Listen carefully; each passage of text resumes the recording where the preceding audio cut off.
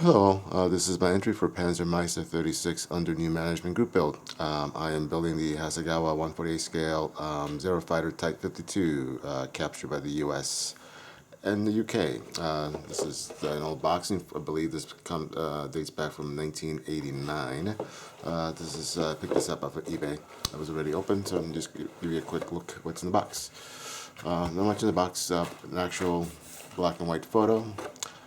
Some other information there. And then the other side shows you the other marking, which is in the box, which is the UK captured markings. Side. Everything was still sealed in the bag, although the decals are a little bit on the yellow side. I'll see what I'll do with that. Yes, I got the painting guide here for the US captured and the UK captured versions. The kit itself did not come with any instruction book, which is I got it kind of really cheap off of eBay. But I did have another boxing of basically the same kit, and I just copied the instructions and put them here in the box for my own reference. So I'll use these for building it.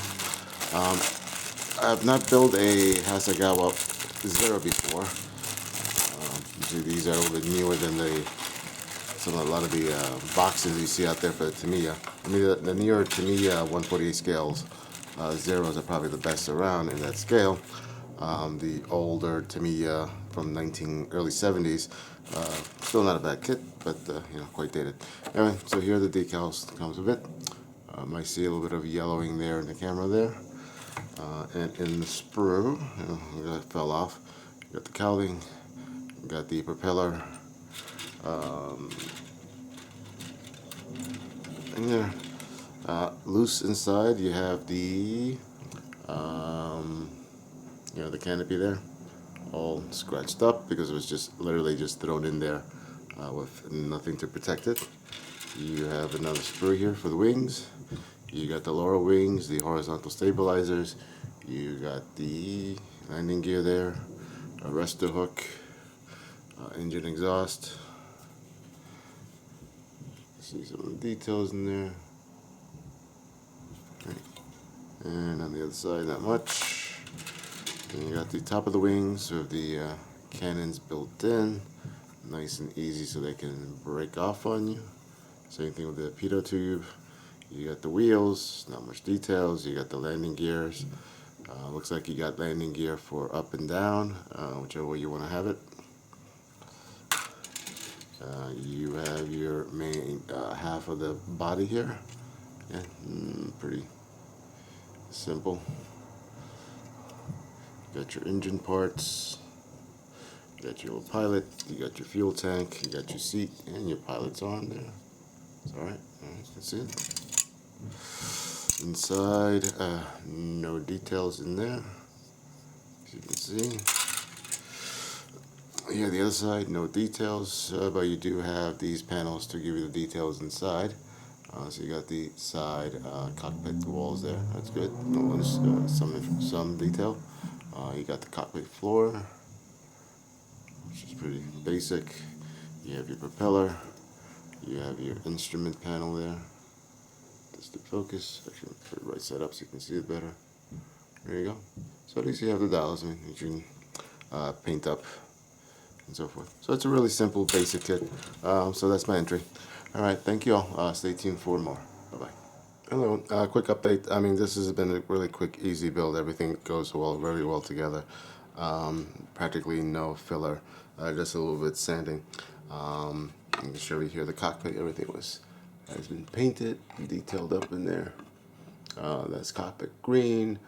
Dials were painted black. Then some dry brushing of silver to highlight the dials, as you can see there. Engine all painted up. Just the focus here. There you go. As you see, here at the bottom is really the only issue I've had. The flap here is molded. There's a seam line right down the middle, which creates a step, so I have to fill that in, sand it down on both sides. Just a little bit of sanding here at the wing root where they meet. Otherwise, the rest of it is just a little bit of sanding, which went out really well. Here in the wheel wells, you see I painted that silver, and then I'm going to paint that with some clear Tamiya blue. give it that metallic blue look to it. And you see here all the other pieces have been painted. You got the wheels, the exhaust. I got the fuel tank here assembled. I got the propeller all painted and assembled. So we're moving on very quick. All right, next step is just to mask off the cockpit and then prime and paint the model. All right, thanks for watching. Bye. Hello, welcome back. As you see, I am done with the kit. This kit just fell together really quickly, and I apologize I didn't cover any of the other parts after the build, any of the painting and weathering and decaling. It just went together really quick, really well. Just got into it and was able to finish the kit pretty quickly after that. So even though this is an old kit, I mean from '89, it goes together pretty well. Hasegawa does have a newer tooling of this kit, which has posable flaps, more detail, engraved panel eyes, and so forth, which is more desirable, but still not a bad kit from '89. So going by the instructions here and the decals that they provided, basically, I mean, and from pictures I saw online of the actual aircraft, I mean, basically, it looked like this is just still the green over gray Japanese Imperial colors. And the rondels for the US, it looks like from the pictures that this was actually painted over the rondels of the red circle of the Japanese aircraft. Even though here, what it shows here, it looks like it's just the white, but actually in real life pictures, that's not the case, and I'll show you here. This is one picture from the actual aircraft, number 5, where you see the blue and white side decal rondel there, Insignia for the U.S., which is different from what the instructions show you, as you see. So that was one change that I did for the painting. Otherwise, it's just standard green over gray with the yellow identification stripes in the front, leading edge. Everything else is pretty standard. Did a little bit of weathering here and there.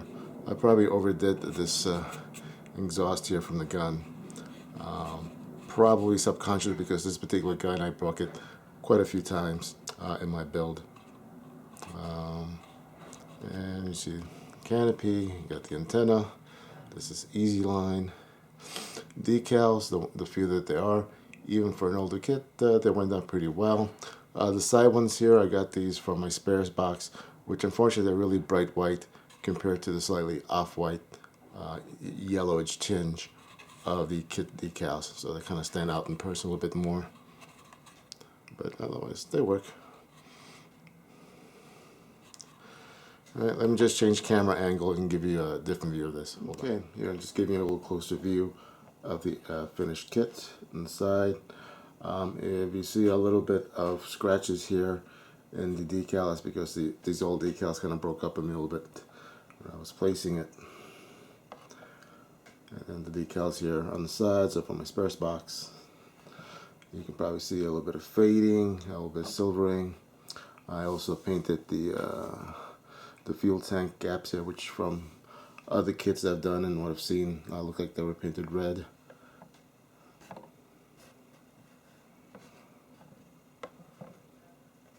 And just flip it over to the side bottom so you can see a little bit better.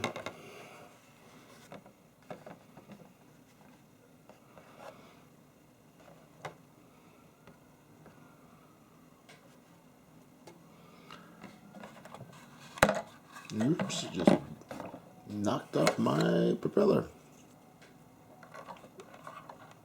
There you go. There's a little snap fit there. Anyway, so that's the kit. Like I said, it's an old kit, but pretty decent. Maybe get it for a good price. It's not bad. Alright, so that is the conclusion of my for the group build. Alright, thank you much.